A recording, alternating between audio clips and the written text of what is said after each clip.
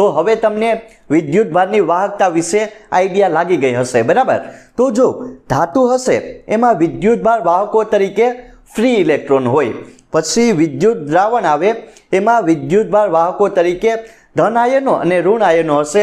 અર્ધ ધાતુ વિશે સાંભળેલું હશે, સેમિકન્ડક્ટર તરીકે, બરાબર। સેમિકન્ડક્ટર હોય એમાં જે વિદ્યુતભાર વાહકો હોય એમાં શું હશે? ઇલેક્ટ્રોન અને હોલ હશે। તો આ હશે વિદ્યુતભાર વાહકોની વાત। તો એના ઉપરથી આપણને મોબિલિટી વિશે આઈડિયા મળશે, બરાબર। મોબાઈલ એટલે કે કાંઈ નહીં, એક જગ્યાએથી બીજી જગ્યાએ ગતિ થવું, બરાબર। તો હવે વાત કરીએ મોબિલિટી વિશે। તો પહેલાં એનો જે એકમ છે, એકમ નહીં, એની ફોર્મ્યુલા લખીએ। શું આવશે કે એકમ વિદ્યુત ક્ષેત્રફળ દીઠ, બરાબર, એકમ વિદ્યુત ક્ષેત્રફળ દીઠ ડ્રિફ્ટ વેગ, આ હશે વીડી હશે, ઈ હશે તમારો શું હશે?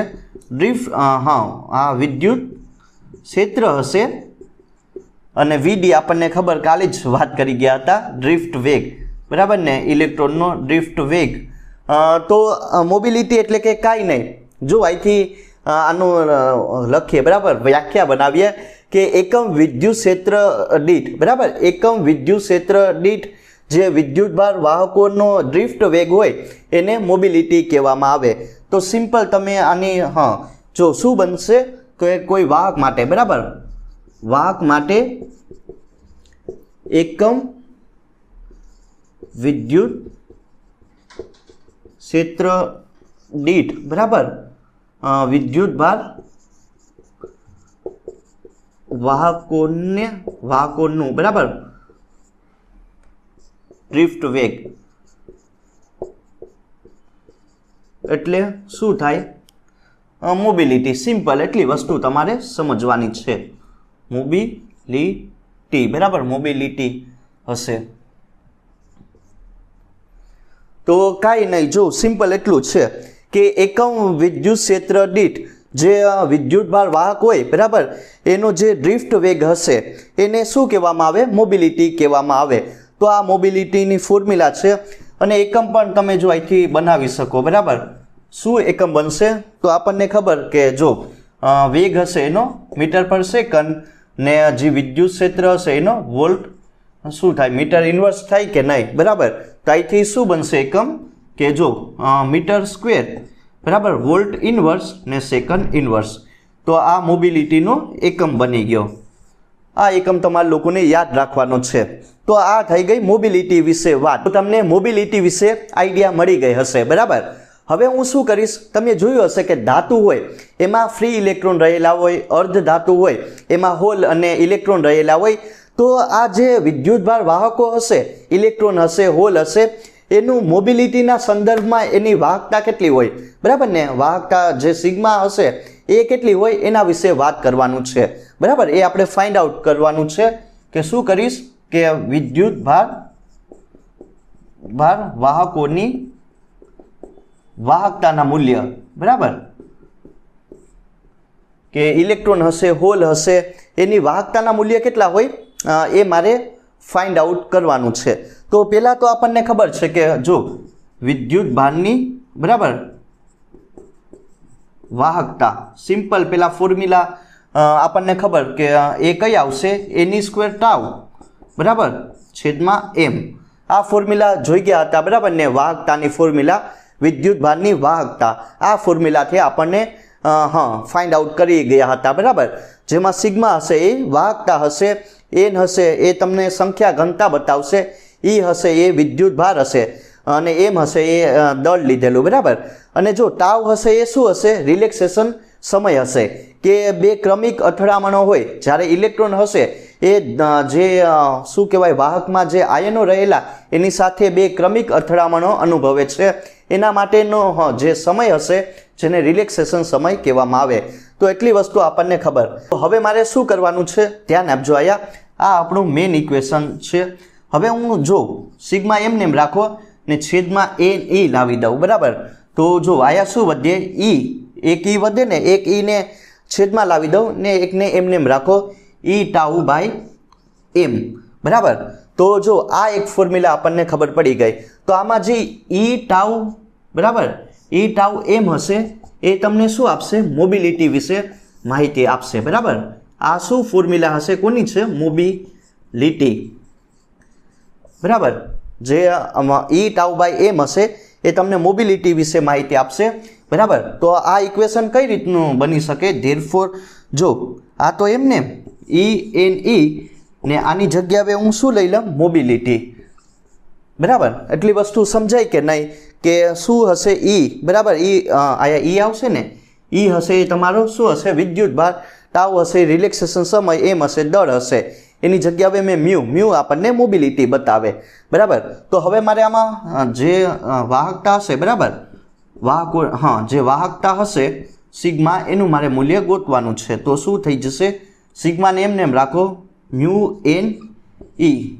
તો એટલી વસ્તુ તમને સમજાય કે નહીં બરાબર. આયા જો મને જે વાહકતા હશે એનું મૂલ્ય કેટલું મળી ગયું કે sigma is equal to mu n e. તો આ ઇક્વેશન તમને લોકોને સમજાઈ ગયું હશે બરાબર.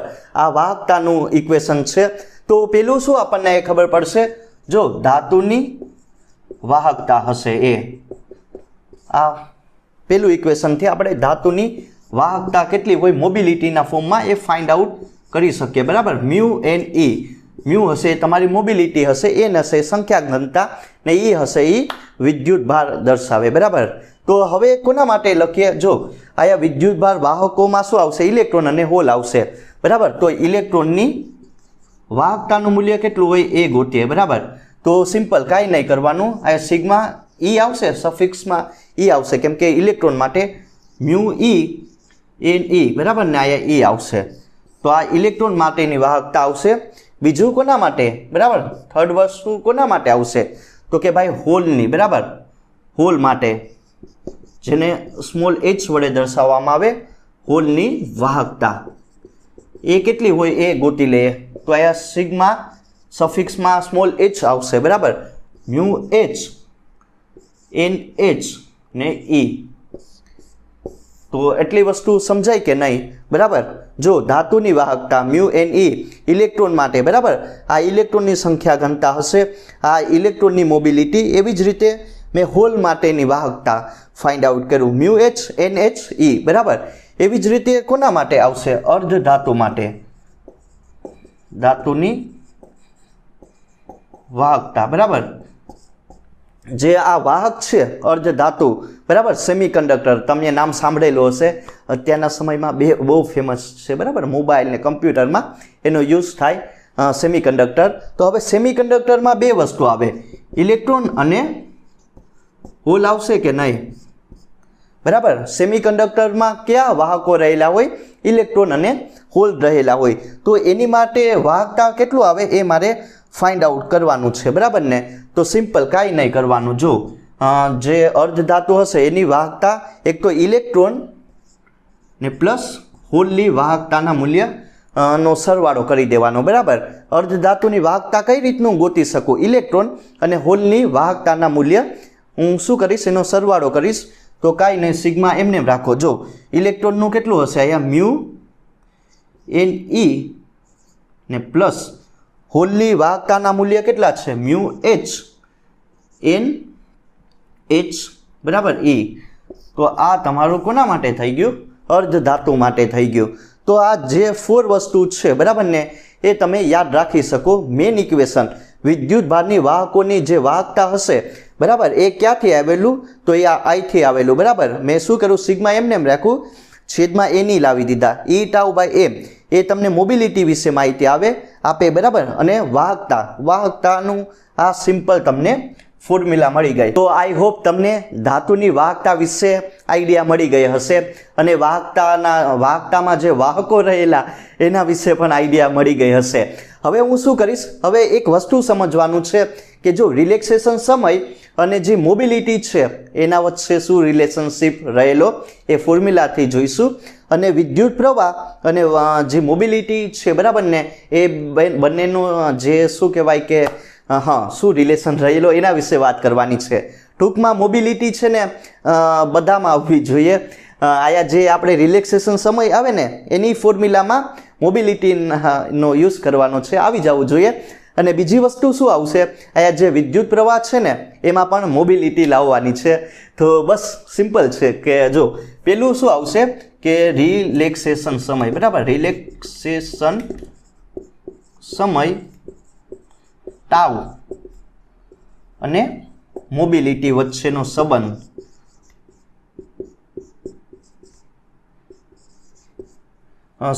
શું છે એના વિશે વાત કરવાની છે, બરાબર. તો કાંઈ નહીં, એટલી વસ્તુ તમને સમજાઈ ગઈ હશે. હવે મને ખબર છે કે જો ઇલેક્ટ્રોનનો ડ્રિફ્ટ વેગ આપણને ખબર, ઇલેક્ટ્રોનનો ડ્રિફ્ટ વેગ, બરાબર, શું આવે એ ફોર્મ્યુલા ઉપરથી આ મોબિલિટીનું મળી જાય. ઇલેક્ટ્રોનનો ડ્રિફ્ટ વેગ આપણને ખબર VD એમને હશે E, બરાબર, E એમ ને આમ શું હશે ટાઉ E, બરાબર. E હશે ઇલેક્ટ્રોન પરનો વિદ્યુત ભાર અને જે E હશે એ કેપિટલ E હશે એ વિદ્યુત ક્ષેત્ર, એમ હશે ઇલેક્ટ્રોનનું દળ ને ટાઉ હશે એ તમને ખબર છે રિલેક્સેશન સમય, બરાબર, બે ક્રમિક અથડામણો માટે. હવે મારે કાંઈ નહીં કરવાનું, મારે શું કરવાનું છે, આમાં મોબિલિટી આવવું જોઈએ, બરાબર. તો VD એમને રાખો ને વિદ્યુત ક્ષેત્રને છેદમાં લાવી દઉં, બરાબર. તો વધે શું E ટાઉ ને એમ, બરાબર, E ટાઉ એમ વધે.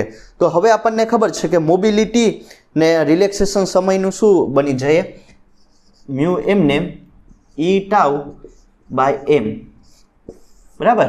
એટલી વસ્તુ તમને લોકોને સમજાઈ ગઈ હશે કે VD બાય જો E કે એકમ ક્ષેત્રફળ દીઠ ડ્રિફ્ટ વેગ, બરાબર. એકમ ક્ષેત્રફળ દીઠ જે ડ્રિફ્ટ વેગ હોય એ આપણને શું કોના વિશે માહિતી આપે, મોબિલિટી મ્યુ વિશે માહિતી આપે. તો ધેરફોર એક ઇક્વેશન મળી ગયું કે નહીં, શું ઇક્વેશન બનશે, E ટાઉ, બરાબર, ને એમ. તો આ વસ્તુ એક સમજાઈ ગયું હશે કે રિલેક્સેશન સમય, બરાબર, ટાઉ અને મોબિલિટી વચ્ચે શું રિલેશનશિપ રહેલો. તો ડાયરેક્ટ આમ કહી શકાય કે ડાયરેક્ટ સમપ્રમાણમાં હશે મોબિલિટી અને રિલેક્સેશન સમય. સિમ્પલ, એટલી વસ્તુ તમને ખબર પડી કે નહીં. હવે આનો એકમ પણ તમે લખી શકો. એકમ શું આવશે, આનો કુલમ, આનો શું આવશે સેકન્ડ ને દળનો કિલોગ્રામ, બરાબર. તો આ એકમ બની જાય એમ શું બનશે, કુલમ, બરાબર, સેકન્ડ ને કિલોગ્રામ ઇનવર્સ. તો આ પેલી વસ્તુ થઈ ગઈ કે રિલેક્સેશન સમય અને મોબિલિટી વચ્ચે શું રિલેશનશિપ રહેલો. તો અહીંથી જો ડાયરેક્ટ સમપ્રમાણમાં હશે. આ તમે કોન્સ્ટન્ટ પણ લઈ શકો. ઈની વેલ્યુ આપણને ખબર 1.6 × 10⁻90 કુલમ, એમ હશે 9.1 × 10⁻31 કિલોગ્રામ, બરાબર. તો આ વસ્તુ છે, તો ડાયરેક્ટ સમપ્રમાણમાં છે રિલેક્સેશન સમયના. હવે બીજી વસ્તુ શું મારે ગોતવાની છે કે જો વિદ્યુત પ્રવાહ અને મોબિલિટી વચ્ચે શું રિલેશનશિપ છે એ જોઈએ, બરાબર. વિદ્યુત પ્રવાહ I અને મોબિલિટી, બરાબર, મ્યુ શું રિલેશનશિપ હોય એના વિશે વાત કરવાનું છે. હવે મેં તમને કીધું કે જો એક કોઈક વાહક હશે, બરાબર, વાહક હશે એનું આડછેદનું ક્ષેત્રફળ એ જેટલું હશે. એક વાહક હશે એનું આડછેદનું ક્ષેત્રફળ એ જેટલું હશે અને એમાં કંઈક ને કંઈક એમાં શું હશે, એકમ કદમાં કંઈક ને કંઈક કુલ ઇલેક્ટ્રોન n જેટલા રહેલા હશે. એકમ કદ દીઠ n જેટલા, કેપિટલ N જેટલા કુલ ઇલેક્ટ્રોન રહેલા હશે, જે n વિશે, સ્મોલ n વિશે માહિતી આપે, જે ઇલેક્ટ્રોનની સંખ્યા ઘનતા હશે, બરાબર. તો જે વાહકમાં n જેટલા ઇલેક્ટ્રોન રહેલા એકમ કદ દીઠ, બરાબર, એ શું હશે, જે વાહક હશે એના આડછેદના ક્ષેત્રફળમાંથી પસાર થાય, બરાબર. એટલે વિદ્યુત પ્રવાહની રચના થાય. સમજ્યું ને, સમજાઈ ગયું ને તમને કે ઇલેક્ટ્રોન હોય, બરાબર, સિમ્પલ, ઇલેક્ટ્રોન હશે એ ગતિ કરશે એટલે વિદ્યુત પ્રવાહનું વિદ્યુત પ્રવાહ ઉત્પન્ન થાય, બરાબર. હવે એ મૂલ્ય કેટલું હોય એ વિશે વાત કરીએ. NeAVD, જે ઇલેક્ટ્રોન ગતિ કરે ત્યારે એનો કંઈક ને કંઈક વેગ હશે, ડ્રિફ્ટ વેગ, એ કેટલો હોય, VD જેટલો, બરાબર, સિમ્પલ. તો આ ફોર્મ્યુલા આપણને ખબર છે. હવે મારે કરવાનું શું છે કે જો આમાં કાંઈ નહીં, જો ડ્રિફ્ટ વેગ મારે શું કરવાનું છે, આમાં આ વસ્તુ પુટ ડાઉન કરવાની. ટૂંકમાં આમાં મોબિલિટી આવી જવી જોઈએ. તો ડ્રિફ્ટ વેગની ફોર્મ્યુલા ખબર, બરાબર, એટલે કે મોબિલિટીની. તો આમ થઈ જાય કે નહીં, મોબિલિટી એટલે કે શું થાય, VD / E. તો ડ્રિફ્ટ વેગની મારે ફોર્મ્યુલા ગોતવાની છે. તો મ્યુ E થઈ જાય કે નહીં, આમ થઈ જાય મ્યુ E જેવું, બરાબર. હવે કાંઈ નહીં, જો I એમને એમ રાખો, NE એ પણ એમને ને આયા શું આવી જાય, VD ની જગ્યા આવે મ્યુ એ આવી જાય કે નહીં, બરાબર. હવે બસ કાંઈ નહીં કરવાનું અને સિમ્પલ તમે ઉકેલી શકો. આઈ એમ નેમ એન ઈ મ્યુ, બરાબર, મ્યુ એન ઈ મ્યુ એ ઈ. તો આ એક ફોર્મ્યુલા બની જાય. એન ઈ મ્યુ, બરાબર, એ ઈ, બરાબર. તો આ એક શું મળી ગઈ કે વિદ્યુત પ્રવાહ માટે. અને બીજું જો આમાં વિદ્યુત પ્રવાહ અને બરાબર, વિદ્યુત પ્રવાહ અને જે મોબિલિટી છે એ બંનેનો રિલેશનશિપ શું રહેલો એ આપણને ખબર પડી ગઈ. તો એ પણ ડાયરેક્ટ જો એટલી વસ્તુ કોન્સ્ટન્ટ લઈ લો તો એ પણ ડાયરેક્ટ શું હશે, મોબિલિટીના સમપ્રમાણમાં વિદ્યુત પ્રવાહ હશે. એ અહીંથી આ વસ્તુ ખબર પડી ગઈ, વિદ્યુત પ્રવાહ અને મોબિલિટી વચ્ચે શું રિલેશનશિપ રહેલો. તો આ થઈ ગઈ તમારી મોબિલિટી વિશે વાત, બરાબર. મોબિલિટી એટલે કે કાંઈ નહીં, એમાં ગતિશીલ એટલે કે મોબાઈલ હોય, બરાબર. મોબાઈલ શું હોય, ગતિશીલ, એને મોબાઈલ કહેવામાં આવે. એમાં કંઈક ને કંઈક વિદ્યુત ભાર વાહકો હશે જેમાં ઇલેક્ટ્રોન આવે, હોલ આવે, ધાતુમાં ફ્રી ઇલેક્ટ્રોન રહેલા હોય, એ ગતિ કરતા હોય, બરાબર ને. એટલે આપણને એની વાહકતા વિશે માહિતી મળે. હવે એના ઉપરથી મેં શું કર્યું, મોબિલિટીનું એક ફોર્મ્યુલા મેળવી લીધી કે એકમ શું કરવાનું છે કે એકમ વિદ્યુત ક્ષેત્રફળ દીઠ જે ડ્રિફ્ટ વેગ હોય વાહકો હશે એનો, એ આપણને મોબિલિટી વિશે માહિતી આપે. અને પેલું મેં શું ફાઇન્ડ આઉટ કર્યું કે જો ઇલેક્ટ્રોન માટે એની વાહકતા, બરાબર, ઇલેક્ટ્રોનની વાહકતા કેટલી રહેલી હોય એ આપણે જોઈ ગયા મોબિલિટીના ફોર્મમાં. બીજી વસ્તુ કે હોલ હશે એનું આપણે કાંઈક ને કાંઈક એની જે વાહકતાનું મૂલ્ય હશે એ જોઈ ગયા મોબિલિટીના ફોર્મમાં. પછી અર્ધવાહકો માટે, ધાતુ માટે વાહકતાના મૂલ્ય ફાઇન્ડ આઉટ કરી ગયા. હવે મેં બીજું પેલું શું કર્યું, રિલેક્સેશન સમય અને મોબિલિટી વચ્ચે શું રિલેશનશિપ રહેલો. તો એ અહીંથી ડાયરેક્ટ આપણને ખબર છે કે ડ્રિફ્ટ વેગની ફોર્મ્યુલા ઉપરથી મેં આ ફોર્મ્યુલા ફાઇન્ડ આઉટ કરી કે ડાયરેક્ટ શું હશે, ડાયરેક્ટ સમપ્રમાણમાં છે, બરાબર, મોબિલિટી અને રિલેક્સેશન સમય. હવે શું કરવાનું છે, વિદ્યુત ભાર અને મોબિલિટી વચ્ચે શું રિલેશનશિપ રહેલો. તો મેં ડાયરેક્ટ આ વિદ્યુત પ્રવાહની ફોર્મ્યુલાનો યુઝ કર્યો. એના ઉપરથી ખબર પડી કે વિદ્યુત પ્રવાહ અને મોબિલિટી એ પણ ડાયરેક્ટ સમપ્રમાણમાં છે. તો જે પણ કોન્સેપ્ટ ભણી ગયા એના ઉપરથી 3-4 પ્રોબ્લેમ સોલ્વ કરી લઈએ એટલે કોન્સેપ્ટ તમને વધારે ક્લિયર થઈ જાય. જો પહેલી પ્રોબ્લેમ વિશે વાત કરીએ, એમાં શું હશે, ઇલેક્ટ્રોન અને પ્રોટોન હશે, બરાબર. જો એક ટાઈપનો શું કહેવાય કે ધાતુ હશે એમાં ઇલેક્ટ્રોન અને પ્રોટોન રહેલા. હવે એમાં શું આપેલું કે જો ઇલેક્ટ્રોન હશે એ પ્રોટોન સાથે અથડામણ અનુભવશે, બરાબર. આ કોલ્યુઝન થાય ઇલેક્ટ્રોન અને પ્રોટોન વચ્ચે. અને એના માટે જે અથડામણ માટે જે રિલેક્સેશન સમય આપેલો એ કેટલો આપેલો, 18.2 × 10⁻12 સેકન્ડ આપેલો. તો હવે મને શું કીધું કે આનો મોબિલિટી કેટલી હોય એ મારે ફાઇન્ડ આઉટ કરવાની છે. સિમ્પલ, એટલી વસ્તુ સમજાય કે એક ધાતુ હશે એમાં ઇલેક્ટ્રોન અને પ્રોટોનની અથડામણ થાય અને એના માટે જે રિલેક્સેશન સમય છે એ 18.2 × 10⁻12 સેકન્ડ આપેલો. તો હવે મને કીધું કે આ ધાતુની જે મોબિલિટીનું મૂલ્ય હોય, બરાબર, એ કેટલું હોય એ મારે સિમ્પલ ફાઇન્ડ આઉટ કરવાનું છે. તો હવે જો કાંઈ નહીં કરવાનું, પહેલાં આપણને ખબર છે કે ધાતુની વાહકતા એ સિમ્પલ ગોતી લઈએ, આ ફોર્મ્યુલાથી મળે કે નહીં, એની મ્યુ. અને બીજું કઈ ફોર્મ્યુલા હશે વાહકતાની, તો આપણને ખબર n²τ/m, બરાબર ને. એટલી વસ્તુ તમે લોકો સમજી ગયા હશે કે ધાતુની વાહકતા માટે એક આ ફોર્મ્યુલા આવે એની મ્યુ, બરાબર ને. બીજું કઈ આવશે, n²τ/m આવશે. ઇક્વેશન 1 અને ઇક્વેશન 2 હશે. હવે શું કરવાનું, બંને ઇક્વેશનને હું ભેગા કરી શકું કે નહીં, તો એની મ્યુ, બરાબર, બંનેને સરખાવો, n² ને છેદમાં શું આવી જાય તો કે ભાઈ m આવી જાય. કઈ વસ્તુ આમાં ગોતવાની છે મારે, આમાં જો મ્યુ હશે એ વસ્તુ ગોતવાની. આમાં રિલેક્સેશન સમય આપેલો, બીજી કાંઈ વસ્તુ નહીં આપેલી. તો એ કાંઈથી n કેન્સલ, આયા e કેન્સલ, બરાબર. તો અહીંયા શું વધીએ તો કે ભાઈ e, બરાબર, e τ ને છેદમાં m. એટલી વસ્તુ સમજાય કે નહીં, અહીંયા મ્યુ વધીએ, બરાબર, = કરીને e τ/m. તો હવે આનું જે ઓલી ફોર્મ્યુલા મેં તમને કીધી હતી ને ક્યાંથી આવેલી, એ આઈથી આવેલી, બરાબર. બંનેને ભેગા કરી દેવાના, ઇક્વેશન 1 અને 2. તો આઈથી તમને આ મોબિલિટીની એક બીજી પણ ફોર્મ્યુલા મળી જાય, તો એ આઈથી આવેલી, બરાબર. તો મ્યુ એમને એમ રાખો.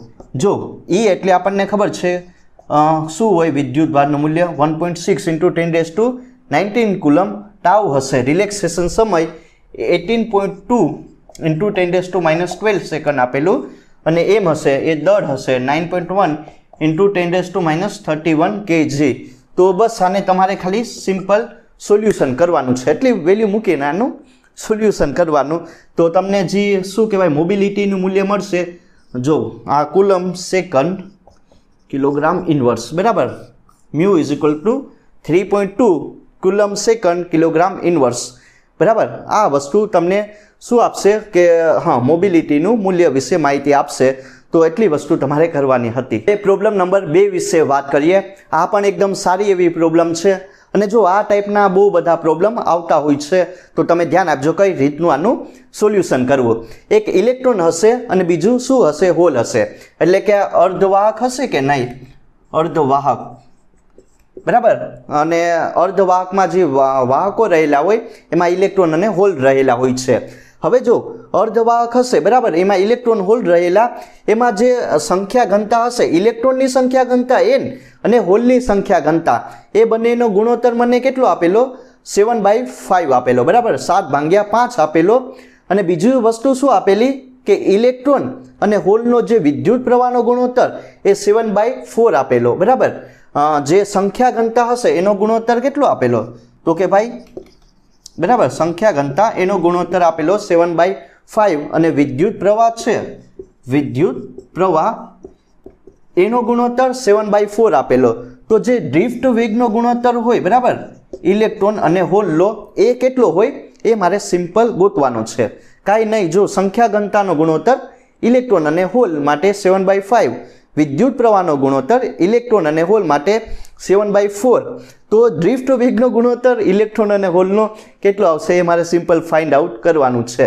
તો કાંઈ નહીં, જો સિમ્પલ આપણને એક વસ્તુ ખબર છે કે હા, બરાબર, આ વિદ્યુત પ્રવાહ હશે એની ફોર્મ્યુલા શું આવે કે જે વિદ્યુત ભારો હોય એ એકમ r છેદના ક્ષેત્રફળમાંથી પસાર થાય. તો એના માટે વિદ્યુત પ્રવાહનું મૂલ્ય I = NEAVD, બરાબર. આ ફોર્મ્યુલા તમે લોકો બહુ પહેલાં ભણી ગયા અને બહુ સારી એવી ફોર્મ્યુલા છે. તો હવે કાંઈ નહીં, ઇલેક્ટ્રોન માટે વિદ્યુત પ્રવાહ તો આ ફોર્મ્યુલાથી થઈ જશે, બરાબર. IE રાખીએ, જો સંખ્યા ઘનતા બદલાશે, NE, આ E તો કોન્સ્ટન્ટ રહીએ, ક્ષેત્રફળ હશે એ પણ કોન્સ્ટન્ટ, ને VD ડ્રિફ્ટ વેગ હશે એ બદલાશે, બરાબર ને. ઇલેક્ટ્રોન માટે આ લખીએ ઇક્વેશન નંબર 1. હવે બીજું કોના માટે આવશે, હોલ માટે, બરાબર. હોલ માટે વિદ્યુત પ્રવાહ તો કાંઈ નહીં, IH, બરાબર, હોલ માટે NH, જો સંખ્યા ઘનતા બદલાશે એ તો કોન્સ્ટન્ટ, એ પણ ક્ષેત્રફળ પણ સમાન રહે ને અહીંયા ડ્રિફ્ટ વેગ એ પણ બદલાશે.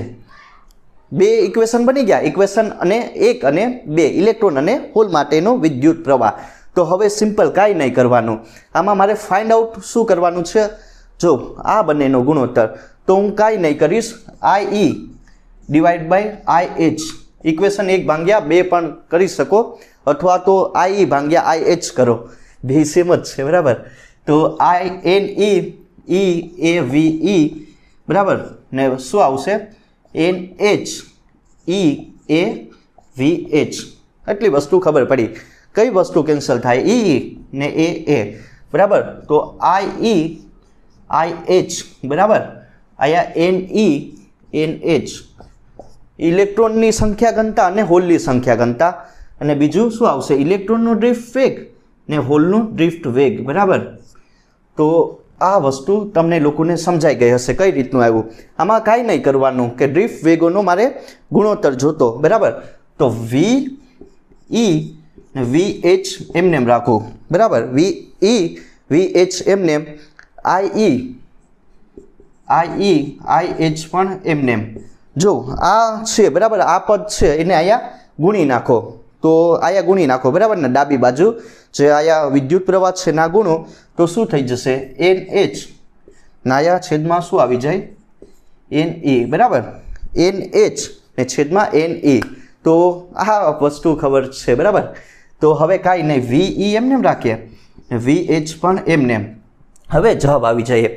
IE/IH વિદ્યુત પ્રવાહનો ગુણોત્તર ઇલેક્ટ્રોન અને હોલનો 7/4 બરાબર ને બીજું કોનો ગુણોત્તર અરે આપણે સંખ્યા ઘનતાનો ઇલેક્ટ્રોન અને હોલનો બરાબર 7/5 આપેલો પણ અહીંયા થોડુંક ઊંધું છે તો આને ઉલટાવી નાખો 5/7 તો એટલી વસ્તુ ખબર પડી બરાબર મેં આ ખાલી ઊંધું કરી નાખ્યું તો હવે કાંઈ નહીં 7 કેન્સલ VE/VH એમને એમ રાખો 5/4 જવાબ આવશે બરાબર તો આમ થઈ ગયું કે નહીં VE/VH 5/4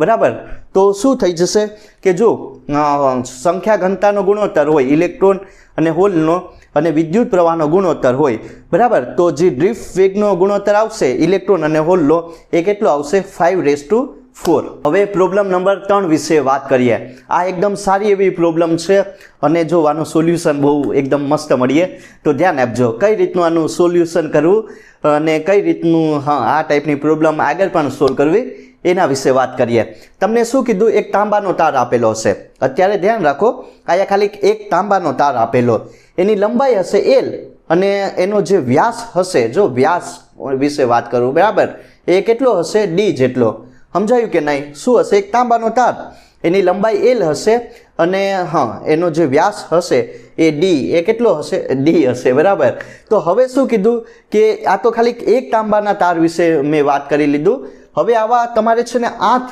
તાંબાના તાર લેવાના બરાબર તાંબાના તાર હશે 8 લેવાના એને સમાંતર આ ટાઈપના ગોઠવવાના બરાબર આમ 8 તારને ગોઠવવાના છે બરાબર સમાંતર રીતે તો 8 તાંબાના તાર આવવા જોઈએ તો એટલી વસ્તુ સમજાય કે નહીં એક તાંબાના તારની લંબાઈ L હશે અને એનો વ્યાસ D હશે પણ મેં 8 તાંબાના તાર એક સાથે સમાંતર ગોઠવેલા બરાબર તો હવે જો આ ટાઈપના પરિમાણ મને આપેલા તો હવે મારે શું કરવાનું છે કે જો પહેલાં જે લંબાઈ હશે એ કેટલી આપેલી મને L જેટલી વ્યાસ કેટલો આપેલો જો આ એક પરિણામ માટે આ બીજા માટે વ્યાસ મને D આપેલો અને આના માટે જે અવરોધ હશે તાંબાના તારનો એ કેટલો હશે R બરાબર ને આ એક તાંબાના તાર માટે લંબાઈ L આપેલી વ્યાસ D આપેલો અને જે અવરોધ હશે એ કેટલો હશે R હશે હવે શું કરવાનું છે કે જે લંબાઈ હશે ને બરાબર ને 8 તાંબાના તાર માટે જ વાત કરું એ 2 ગણી કરી નાખવાની બરાબર જે આ મૂળ લંબાઈ છે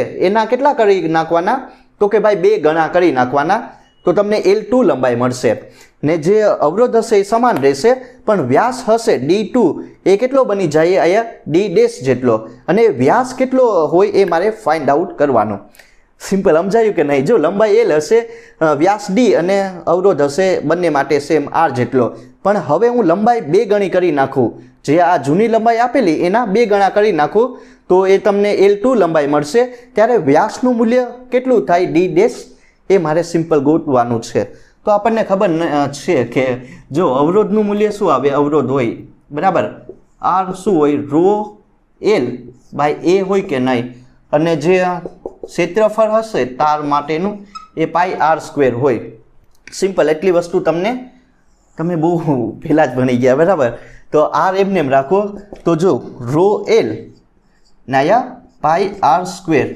ક્ષેત્રફળ હોય બરાબર ને જે તારનું એ πr² જેટલું હોય તો R એમને બરાબર ρ/L એમને આ એક તાર માટે હું અત્યારે વાત કરું બરાબર પાઈ પણ એમને ને આ જો આરની જગ્યાએ હવે હું શું મૂકી શકું કે તમે વ્યાસના અડધા કરો તો તમને ત્રિજ્યા મળે એ કેટલું થઈ જશે તો કે ભાઈ D² બરાબર R² છે એટલે D²/4 તો આ ટાઈપની એક ફોર્મ્યુલા મળશે જો 4 છેદનો છેદ અંશમાં 4ρL πD² એટલી વસ્તુ સમજાય કે નહીં આ કોના માટે એક તાર માટે થઈ ગયું બરાબર મેં શું કર્યું કે કાંઈ નહીં જો આરની જગ્યાએ ખાલી D/2 બરાબર કેમ કે અહીંયા વ્યાસ ગોતવાનો તો છેદનો છેદ અંશમાં 4ρL બરાબર આની જે અવરોધકતા હશે એ પણ સેમ છે તો કાંઈ ગભરાવાની જરૂર નથી L એમને πD² તો હવે 8 તાંબાના તાર માટે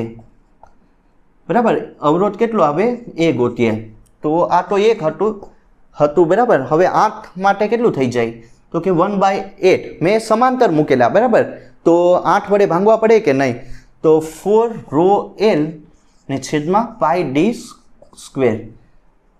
તમને સમજાયું કે નહીં? મેં જો એક તાંબાના તાર માટે મને અવરોધ એટલો મળી ગયો, બરાબર, પણ 8 તાંબાના તાર માટેનો અવરોધ, તો હું શું કરીશ? જે અવરોધ મળ્યો ને, બરાબર ને, એને કેના વડે ભાંગી નાખીશ? 8 વડે ભાંગી નાખો તો 1/8 4 રો એલ પાઈ ડી સ્ક્વેર.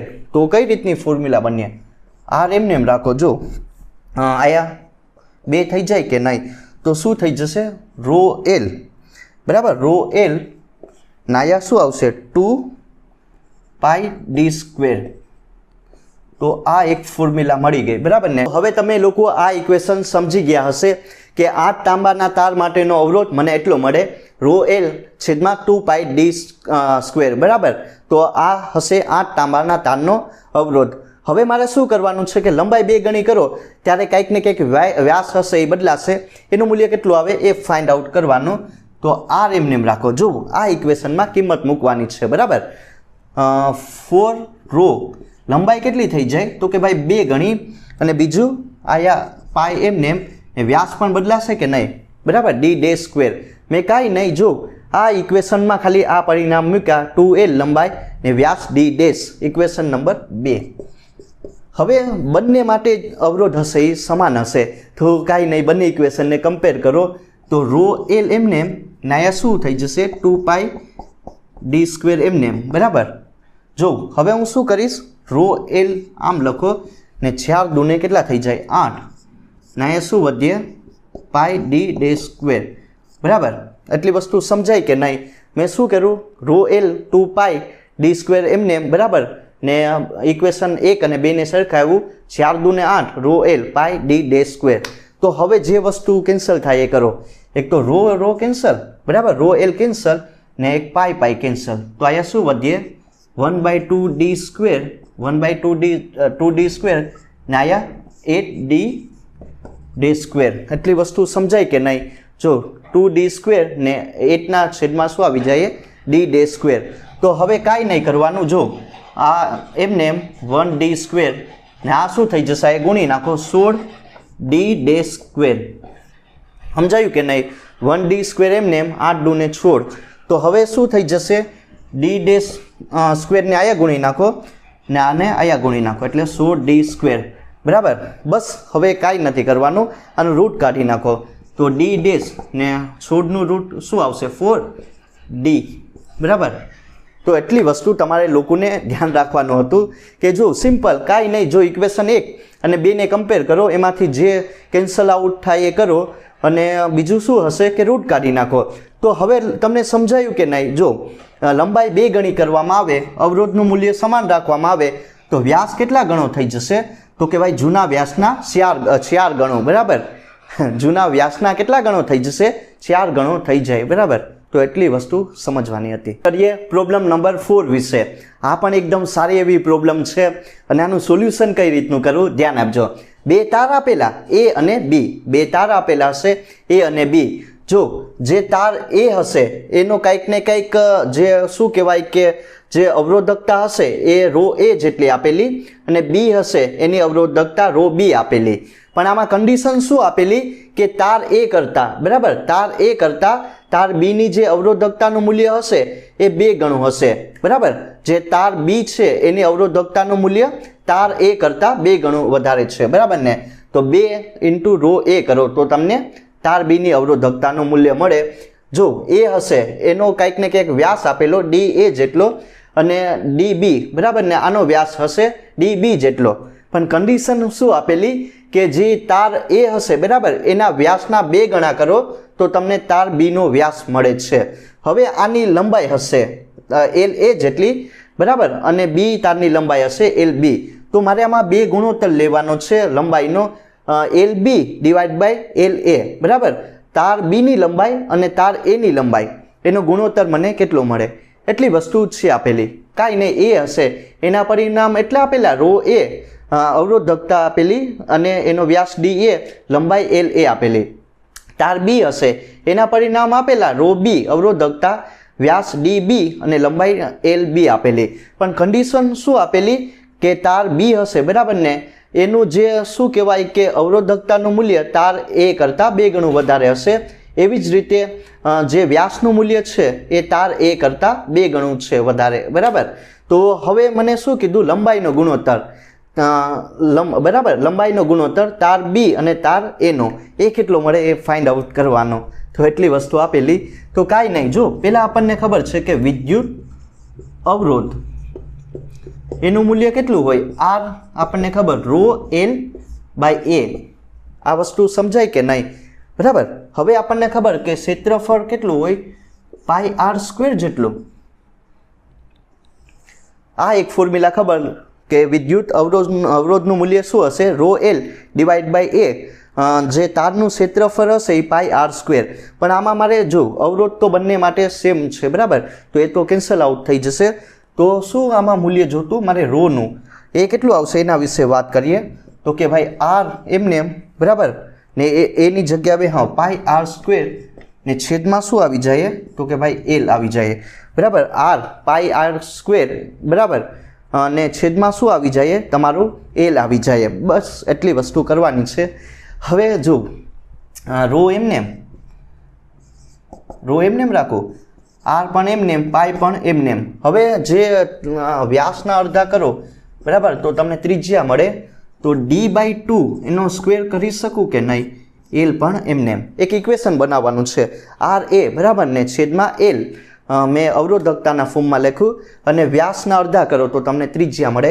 ધેરફોર જો રો એમને એમ, જો આર પણ એમને એમ, પાઈ ડી સ્ક્વેર અહીંયા છેદમાં આવી જાય 4l. તો આ એક તમારું ઇક્વેશન બની ગયું અવરોધકતાનું, બરાબર. હવે કોના માટે લખવાનું છે, એ માટે અવરોધકતાનું ઇક્વેશન લખો અને બી માટે, પહેલાં એ માટે લખો, બરાબર. એ માટે લખીએ તો જો રો એ ને આર તો બંનેમાં છે એટલે ડાયરેક્ટ કેન્સલ થઈ જાય, એટલે હું નહીં લખતો. પાઈ પણ કેન્સલ થઈ જશે ને વ્યાસ હશે એ ખાલી બદલાય. તો અહીંયા ડી એ ને 4 એમને એમ ને અહીંયા શું આવશે, એલ, બરાબર. આ ઇક્વેશન નંબર 1 આપો. આપણે એ માટે જે અવરોધકતાનું ઇક્વેશન છે એ લખી નાખ્યું, બરાબર. એવી જ રીતે બી માટે અવરોધકતાનું ઇક્વેશન લખો.